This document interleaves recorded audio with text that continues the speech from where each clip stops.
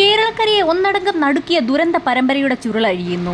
രാവിലെ തന്നെ ഏറ്റുമാനൂർ പോലീസ് സ്റ്റേഷനിലേക്ക് ജൈനമ്മ എന്ന സ്ത്രീയെ കാണാനില്ല എന്നുള്ള ഒരു പരാതിയുമായി അവരുടെ ഭർത്താവെത്തി. ജൈനമ്മയെക്കുറിച്ചുള്ള വിവരങ്ങളെല്ലാം ചോദിച്ചറിഞ്ഞ ശേഷം അവരുടെ മൊബൈൽ ഫോൺ കേന്ദ്രീകരിച്ച് പോലീസ് സംഘം ഒരു അന്വേഷണം നടത്തി. ജൈനമ്മയുടെ മൊബൈൽ ഫോൺ അവസാനമായി ഓഫായിരിക്കുന്നത് ചേർത്തലയിലെ പള്ളിപ്പുറത്ത് വെച്ചാണെന്ന് കണ്ടെത്തി. മൊബൈൽ ഫോണിന്റെ അവസാന ടവർ ലൊക്കേഷൻ ആലപ്പുഴ സ്റ്റേഷൻ പരിധിയിൽ വരുന്നതുകൊണ്ട് തന്നെ കോട്ടയം ജില്ലയിൽ രജിസ്റ്റർ ചെയ്ത കേസിൽ പോലീസ് സംഘം അന്വേഷണം അത്ര കാര്യക്ഷമമാക്കിയില്ല. ദിവസങ്ങൾ പിന്നിട്ടിട്ടും അന്വേഷണത്തിൽ വലിയ പുരോഗതിയൊന്നുമില്ല എന്ന് മനസ്സിലാക്കിയ ജൈനമ്മയുടെ സഹോദരൻ വീണ്ടും പോലീസ് സ്റ്റേഷനിലെത്തി അതേ പരാതി ആവർത്തിച്ചു. എത്രയും വേഗം തന്നെ ജൈനമ്മയെക്കുറിച്ച് അന്വേഷിച്ച് വിവരം അറിയിക്കാമെന്ന് പോലീസ് സംഘം പറഞ്ഞെങ്കിലും അന്വേഷണം വീണ്ടും ഇഴഞ്ഞു നീങ്ങുകയായിരുന്നു. അങ്ങനെ ദിവസങ്ങൾ പിന്നിട്ടപ്പോഴായിരുന്നു അപ്രതീക്ഷിതമായി ഒരു ദിവസം ജൈനമ്മയുടെ സഹോദരിയുടെ ഫോണിലേക്ക് ജൈനമ്മയുടെ കോൾ വരുന്നത്. കോൾ വന്നെങ്കിലും സഹോദരിക്ക് ആ സമയത്ത് ഫോൺ എടുക്കാൻ കഴിയാത്ത സാഹചര്യത്തിൽ ആ സ്ത്രീ തിരിച്ചു വിളിച്ചെങ്കിലും ജൈനമ്മയുടെ ഫോൺ സ്വിച്ച്ഡ് ഓഫ് ആയിരുന്നു. ജൈനമ്മയുടെ ഫോണിൽ നിന്ന് അപ്രതീക്ഷിതമായി കോൾ വന്നതും തിരിച്ചു വിളിച്ചപ്പോൾ അത് സ്വിച്ച്ഡ് ഓഫ് ആയതുമൊക്കെ ജൈനമ്മയുടെ സഹോദരൻ സാബിയോയിൽ സംശയമുണർത്തി. ഏറ്റുമാനൂർ സ്റ്റേഷനിൽ അന്വേഷണം വേണ്ടത്ര രീതിയിൽ നടക്കുന്നില്ല എന്ന് മനസ്സിലാക്കിയ സാബിയോ ഉന്നത ഉദ്യോഗസ്ഥരെ കണ്ട് തന്റെ സഹോദരിയെ കാണാനില്ല എന്ന പരാതി അറിയിച്ചു. എസ്പിക്കും ഡിവൈഎസ്പിക്കും പുറമെ ഡിജിപിക്കും എന്തിന് മുഖ്യമന്ത്രി പിണറായി വിജയന് പോലും സാബിയോ പരാതി നൽകി. സർക്കാരിന്റെ ഭാഗത്തു നിന്നും എന്നിട്ടും കേസന്വേഷണത്തിൽ പുരോഗതിയില്ല എന്ന് മനസ്സിലാക്കിയ സാബിയോ ഹൈക്കോടതിയെ സമീപിക്കുകയും പരാതി നൽകുകയും ചെയ്തു. അങ്ങനെ ഹൈക്കോടതി ഇടപെട്ട് 2025 മാർച്ചിൽ അന്വേഷണം ക്രൈംബ്രാഞ്ചിന് കൈമാറി. കോട്ടയം ക്രൈംബ്രാഞ്ചാണ് പിന്നീട് അങ്ങോട്ട് കേസ് അന്വേഷിച്ചത്. അന്വേഷണ സംഘം ആദ്യം തന്നെ കേസ് രജിസ്റ്റർ ചെയ്യപ്പെട്ട ഏറ്റുമാനൂർ സ്റ്റേഷനിലെത്തി ജൈനമ്മയെക്കുറിച്ച് പോലീസ് സംഘം അന്വേഷിച്ച് കണ്ടെത്തിയ മുഴുവൻ ഡീറ്റെയിൽസും വിശദമായി തന്നെ പരിശോധിച്ചു. അന്ന് പോലീസ് സംഘം ജൈനമ്മയുടെ മൊബൈൽ ഫോൺ കേന്ദ്രീകരിച്ച് വിശദമായ അന്വേഷണം നടത്തിയിരുന്നു. ജൈനമ്മ വിളിച്ചിട്ടുള്ളവരെയും ജൈനമ്മയെ വിളിച്ചിട്ടുള്ള ആളുകളുടെയും വിശദമായ റിപ്പോർട്ട് പോലീസ് സ്റ്റേഷനിൽ നിന്നും ക്രൈംബ്രാഞ്ച് സംഘം ശേഖരിച്ചു. ഏതാനും നാളുകൾക്ക് മുൻപ് ജൈനമ്മയുടെ ഫോണിൽ നിന്നും കോൾ വന്നതും തിരിച്ചു വിളിച്ചു നോക്കിയ സമയത്ത് അത് സ്വിച്ച്ഡ് ഓഫ് ആയ കാര്യവുമൊക്കെ സഹോദരൻ ക്രൈംബ്രാഞ്ച് സംഘത്തെ അറിയിച്ചു. ജൈനമ്മയുടെ മൊബൈൽ ഫോൺ കേന്ദ്രീകരിച്ച് തന്നെ ക്രൈംബ്രാഞ്ച് സംഘം അന്വേഷണം മുൻപോട്ട് കൊണ്ടുപോയി. അങ്ങനെയിരിക്കെ ജൂലൈ മാസത്തിൽ ജൈനമ്മയുടെ നമ്പർ ആക്റ്റീവാണെന്നും ആ നമ്പറിലേക്ക് റീചാർജ് ചെയ്തിട്ടുണ്ടെന്നും പോലീസ് സംഘം കണ്ടെത്തി. ഈരാറ്റുപേട്ടയിൽ വെച്ചാണ് ആ നമ്പർ റീചാർജ് ചെയ്തിരിക്കുന്നത്. ഈരാറ്റുപേട്ടയിലെ മൊബൈൽ ഷോപ്പുകൾ കേന്ദ്രീകരിച്ച് ഒരു അന്വേഷണം നടത്തി. മൊബൈൽ ഷോപ്പുകൾ കയറിയിറങ്ങി പരിശോധന നടത്തുന്നതിനിടയിൽ ആ കടകളിലെയൊക്കെ CCTV ഫൂട്ടേജുകൾ കൂടി പോലീസ് സംഘം ശേഖരിച്ചു. CCTV ദൃശ്യങ്ങൾ വിശദമായി പരിശോധിക്കുന്നതിനിടയിലാണ് പോലീസ് സംഘത്തിന്റെ കണ്ണിൽ ഒരു കാഴ്ചപ്പെടുന്നത്. നേരത്തെ ജൈനമ്മയുടെ ഫോൺ നമ്പർ കേന്ദ്രീകരിച്ച് അന്വേഷണം നടത്തിയ സമയത്ത് അവരുടെ കോൺടാക്റ്റിലുണ്ടായിരുന്ന മുഴുവൻ ആളുകളുടെയും ഫോട്ടോ സഹിതമുള്ള ഡീറ്റെയിൽസ് ആയിരുന്നു പോലീസ് സംഘം ശേഖരിച്ചത്. അന്നത്തെ ആളുകളുടെ ലിസ്റ്റിലുണ്ടായിരുന്ന ഒരു വ്യക്തി ഒരു കടയിൽ നിന്നും റീചാർജ് ചെയ്തിട്ട് ഇറങ്ങിപ്പോകുന്ന ദൃശ്യമായിരുന്നു CCTV ഫൂട്ടേജിൽ പോലീസ് സംഘം കണ്ടത്. ആ വ്യക്തിയുടെ പേര് സെബാസ്റ്റ്യൻ എന്നാണ്. അയാൾ ഏറ്റുമാനൂരിൽ ഭാര്യയ്ക്കൊപ്പമാണ് താമസിക്കുന്നത്. സെബാസ്റ്റ്യൻ ജൈനമ്മയുടെ ഫോണിലേക്കും ജൈനമ്മ തിരിച്ചും വിളിച്ചിട്ടുണ്ട്. പോലീസ് സംഘം വീണ്ടും ഏറ്റുമാനൂരുള്ള മൊബൈൽ ഷോപ്പിലേക്ക് എത്തി വിശദമായ ഒരു അന്വേഷണം തന്നെ നടത്തി. സെബാസ്റ്റ്യൻ റീചാർജ് ചെയ്തിരിക്കുന്നത് ജൈനമ്മയുടെ നമ്പറിലേക്ക് തന്നെയെന്ന് പോലീസിന് വ്യക്തമായി. ജൈനമ്മയുടെ സിം കാർഡ് സെബാസ്റ്റ്യന്റെ കൈവശമുണ്ടെന്നുറപ്പിച്ച പോലീസ് സംഘം സെബാസ്റ്റ്യനെ കസ്റ്റഡിയിലെടുത്ത് ചോദ്യം ചെയ്യൽ ആരംഭിച്ചു. ധാരാളം റിയൽ എസ്റ്റേറ്റ് ബിസിനസ്സുകളൊക്കെ ചെയ്യുന്ന ഒരു വ്യക്തിയാണ് സെബാസ്റ്റ്യൻ. യഥാർത്ഥത്തിൽ അയാളുടെ സ്ഥലം ചേർത്തലയിലുള്ള പള്ളിപ്പുറത്താണ്. സെബാസ്റ്റ്യന്റെ വായിൽ നിന്നും പള്ളിപ്പുറം എന്ന് കേട്ടപ്പോൾ തന്നെ പോലീസ് സംഘത്തിന് സംശയമായി.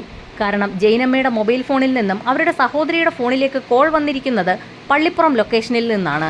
അവസാനമായി ജൈനമ്മയുടെ ഫോൺ ആക്ടിവേറ്റ് ആയിരിക്കുന്നത് പള്ളിപ്പുറത്തായതുകൊണ്ട് തന്നെ സെബാസ്റ്റ്യനെയും കൂട്ടി പോലീസ് സംഘം പള്ളിപ്പുറത്തേക്ക് പോയി. 2.5 ഏക്കറിൽ കാട് പിടിച്ചു കിടക്കുന്ന ഒറ്റപ്പെട്ട ഒരു വീടാണ് സെബാസ്റ്റ്യന്റേത്. വല്ലപ്പോഴും മാത്രമാണ് അയാൾ പള്ളിപ്പുറത്തെ വീട്ടിലേക്ക് താമസിക്കാനായി എത്താറുള്ളത്. വീടിന് സമീപത്തായി ഒരു തോടും 3 കുളങ്ങളും ഉണ്ട്. അതിനു പുറമെ വീടിന് പിൻഭാഗത്തായി 2 കിണറുകളുമുണ്ട്. പോലീസ് സംഘം നേരത്തെ സ്റ്റേഷനിൽ വെച്ച് സെബാസ്റ്റ്യനെ വിശദമായി ചോദ്യം ചെയ്തിരുന്നു. ജൈനമ്മയുടെ സിം കാർഡ് എങ്ങനെ സെബാസ്റ്റ്യന്റെ കൈവശം എത്തിയെന്നുള്ള പോലീസിന്റെ ചോദ്യത്തിന് ജൈനമ്മയെ സെബാസ്റ്റ്യൻ കൊലപ്പെടുത്തിയെന്ന തരത്തിലുള്ള മറുപടിയായിരുന്നു അയാൾ പോലീസിന് നൽകിയത്. അത് എത്രത്തോളം വാസ്തവമാണെന്ന് അന്വേഷിച്ച് കണ്ടെത്തേണ്ടത് അനിവാര്യമായിരുന്നു. കാരണം ഓരോ തവണയും അയാൾ പോലീസിനോട് പറയുന്ന മൊഴിയിൽ മാറ്റങ്ങൾ വന്നുകൊണ്ടേയിരുന്നു.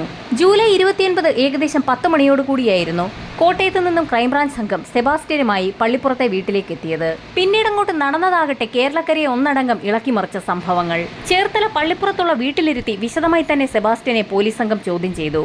ചോദ്യം ചെയ്യലിനൊടുവിൽ വീടിന് പുറത്തുള്ള ചില സ്ഥലങ്ങളൊക്കെ പോലീസ് സംഘത്തിന് നേരെ സെബാസ്റ്റ്യൻ ചൂണ്ടിക്കാണിച്ചു കൊടുത്തു. സെബാസ്റ്റ്യൻ ചൂണ്ടിക്കാണിച്ചു കൊടുത്ത സ്ഥലങ്ങളൊക്കെ ക്രൈംബ്രാഞ്ച് സംഘത്തിന്റെ നേതൃത്വത്തിൽ കുഴിച്ചു തുടങ്ങി. അങ്ങനെ കുഴിയെടുക്കുന്ന സമയത്ത് ആ കുഴിക്കുള്ളിൽ നിന്നും തലയോട്ടിയും തുടയെല്ലുകളും കിട്ടി. വിവരമറിഞ്ഞുടൻ തന്നെ ആലപ്പുഴ ക്രൈംബ്രാഞ്ച് സംഘവും സംഭവസ്ഥലത്തേക്കെത്തി.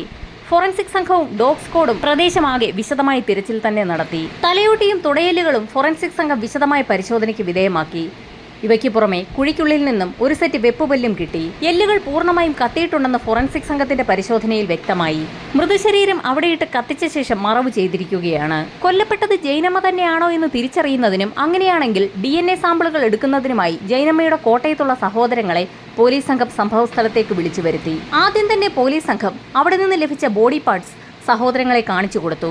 ശരീരാവശിഷ്ടങ്ങൾ വിശദമായി ഒന്ന് നോക്കിയ ശേഷം സഹോദരങ്ങൾ ഒരു സംശയം പോലീസിനോട് പറഞ്ഞു. കാരണം അവിടെ നിന്ന് ലഭിച്ചിരിക്കുന്നത് ഒരു സെറ്റ് വെപ്പുപല്ലാണ്. ജൈനമ്മ ഇതുവരെയും വെപ്പുപല്ല് ഉപയോഗിച്ചിട്ടുമില്ല. അക്കാര്യം സഹോദരങ്ങൾ ഉറപ്പിച്ചു തന്നെ പോലീസിനോട് പറഞ്ഞു.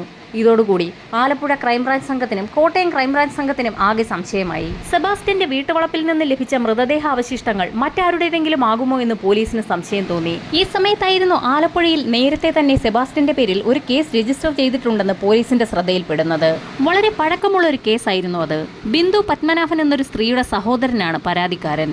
അവരുടെ അച്ഛൻ പത്മനാഭൻ എക്സൈസിൽ ഉന്നത ഉദ്യോഗസ്ഥനായ ഒരു വ്യക്തിയായിരുന്നു. ആലപ്പുഴയിലും എറണാകുളത്തുമായി നിരവധി സ്വത്തുക്കളുമുണ്ട്.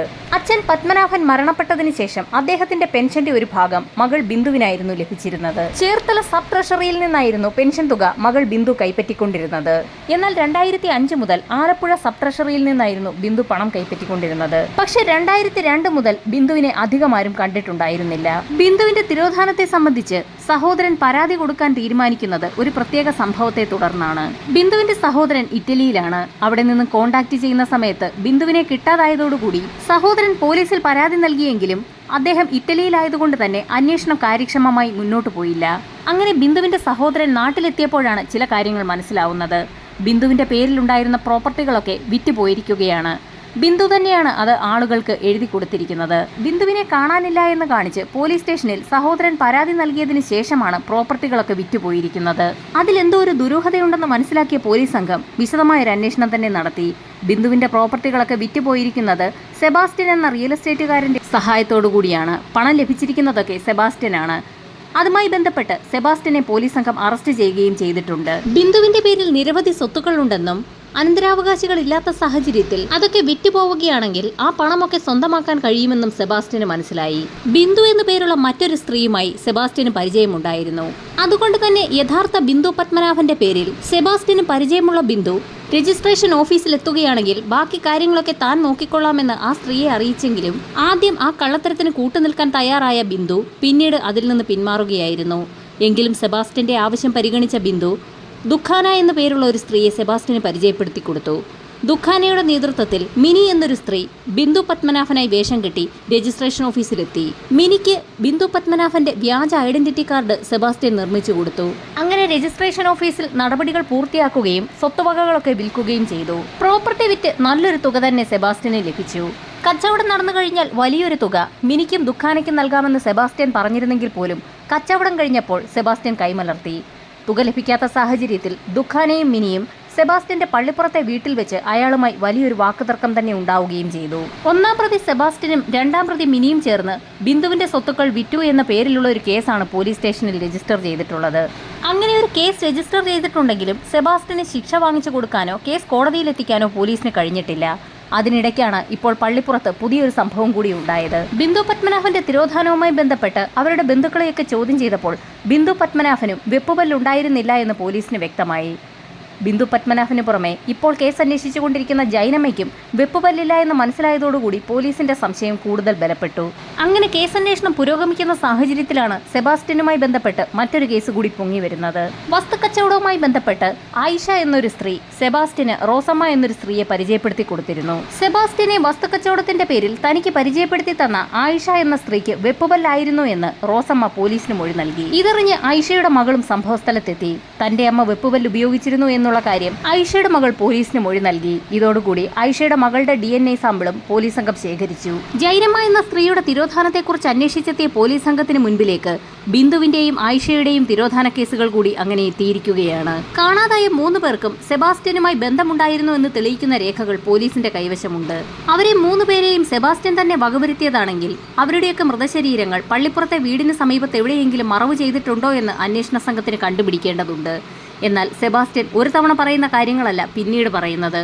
അതാണ് നിലവിൽ പോലീസിന് നേരെ വെല്ലുവിളി ഉയർത്തുന്നത്.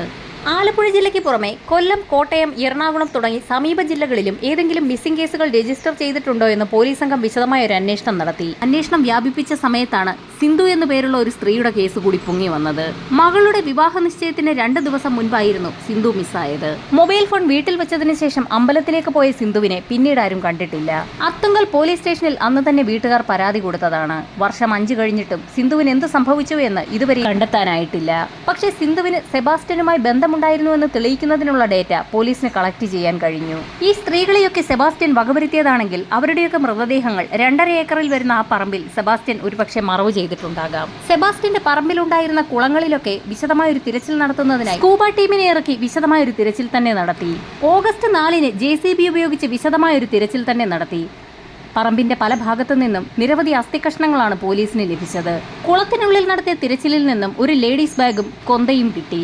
കെടാവർന്നായ അസ്ഥികഷ്ണങ്ങളൊക്കെ മണത്തു നോക്കിയ ശേഷം ആ വീടിനുള്ളിലേക്ക് കയറിപ്പോവുകയും അതിനുള്ളിലൊക്കെ മണം പിടിച്ച ശേഷം ആ വീടിന് പുറകുവശത്തായി ഇടിഞ്ഞു വീഴാറായ മറ്റൊരു കെട്ടിടം കൂടിയുണ്ട്. ആ കെട്ടിടത്തിലൊക്കെ മണം പിടിക്കുകയും ചെയ്തു. ആ ഭാഗത്തൊക്കെ വെച്ച് എന്തൊക്കെയോ ചില സംഭവങ്ങൾ നടന്നിട്ടുണ്ട് എന്ന് വിളിച്ചു പറയുന്ന തരത്തിലായിരുന്നു പോലീസ് നായയുടെ ഓട്ടം. പോലീസ് നായ വീടിനുള്ളിലൊക്കെ അരിച്ചു പറക്കി ഒരു മുറിയിലാണ് എത്തിയത്. ആ മുറിയിൽ ഒരുപാട് നേരം പോലീസ് നായ സംശയാസ്പദമായി നിൽക്കുന്നത് കണ്ടപ്പോൾ പോലീസ് സംഘം അവിടെ ഒരു തിരച്ചിൽ നടത്തി. മറ്റുള്ള മുറികളിൽ നിന്ന് വ്യത്യസ്തമായി ഒരു മുറി മാത്രം ഗ്രാനൈറ്റ് ഇട്ടിരിക്കുകയാണ്.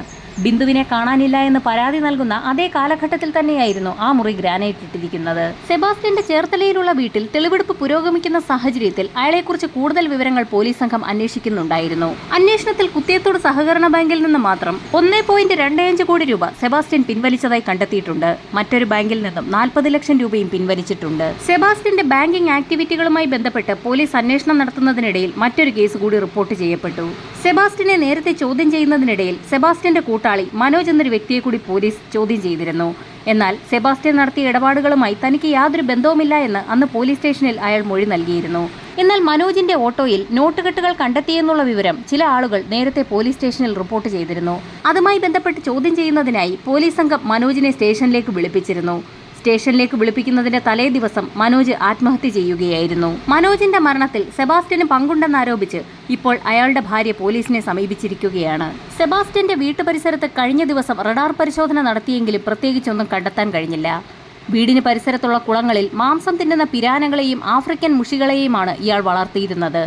നാട്ടിലെ അമ്മാവനെന്നാണ് ഇയാളെ അറിയപ്പെട്ടിരുന്നത്. നാട്ടുകാരെ ചോദ്യം ചെയ്തതിൽ നിന്നും സെബാസ്റ്റ്യൻ തന്റെ പക്കൽ 180 പവൻ സ്വർണമുണ്ടെന്ന് പലരോടും പറഞ്ഞിട്ടുള്ളതായി പോലീസിന് വ്യക്തമായി. സെബാസ്റ്റ്യൻ സാമ്പത്തിക സഹായം നൽകിയിരുന്ന ചിലരെ കേന്ദ്രീകരിച്ചും അന്വേഷണം പുരോഗമിക്കുകയാണ്. കൂടുതൽ സ്ത്രീകളെ ഇയാൾ കൊലപ്പെടുത്തിയിട്ടുണ്ടോ എന്ന സംശയവും അന്വേഷണ സംഘത്തിനുണ്ട്. പ്രതി സെബാസ്റ്റ്യന്റെ കാറിൽ നിന്നും ചില നിർണായക തെളിവുകൾ കൂടി ഇന്ന് പോലീസ് സംഘത്തിന് ലഭിച്ചിരിക്കുകയാണ്. കത്തി, ചുറ്റിക, ഡീസൽ കന്നാസ്, പേഴ്സ് തുടങ്ങിയവയാണ് കണ്ടെത്തിയിരിക്കുന്നത്. ക്രൈംബ്രാഞ്ച് സംഘം ഇന്നലെ രാത്രി നടത്തിയ പരിശോധനയിലാണ് കേസിൽ നിർണായകമാകുന്ന തെളിവുകൾ ലഭിച്ചിരിക്കുന്നത്.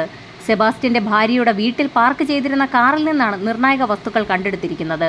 പിടിച്ചെടുത്ത 20 ലിറ്റർ കന്നാസിൽ ഡീസൽ വാങ്ങിയിരുന്നതായി സെബാസ്റ്റ്യൻ പോലീസിനോട് സമ്മതിച്ചു. കണ്ടെടുത്ത വസ്തുക്കൾ കൊലപാതകത്തിന് ഉപയോഗിച്ചിരുന്നതാണോ എന്ന് സ്ഥിരീകരിക്കാനായി ശാസ്ത്രീയ പരിശോധനയ്ക്ക് അയക്കും. കഴിഞ്ഞ 7 ദിവസമായി കോട്ടയം ക്രൈംബ്രാഞ്ച് സെബാസ്റ്റ്യനെ ചോദ്യം ചെയ്തു വരികയാണ്. ഇന്നലെ വീണ്ടും കസ്റ്റഡി അപേക്ഷ നീട്ടി നൽകണമെന്നാവശ്യപ്പെട്ട് കോടതിയെ സമീപിച്ചിരുന്നു. ഇതേ തുടർന്ന് 7 ദിവസം കൂടി സെബാസ്റ്റ്യനെ ക്രൈംബ്രാഞ്ച് കസ്റ്റഡിയിൽ വിട്ടു നൽകിയിട്ടുണ്ട്. കേസിൽ പരമാവധി ശാസ്ത്രീയ തെളിവുകൾ ശേഖരിക്കാനാണ് പോലീസ് ശ്രമിക്കുന്നത്. 2.5 ഏക്കറിലുള്ള വസ്തു കേന്ദ്രീകരിച്ച് വിശദമായ തിരച്ചിൽ തുടരുകയാണ്. വരും ദിവസങ്ങളിൽ കൂടുതൽ വിവരങ്ങൾ പുറത്തുവരും.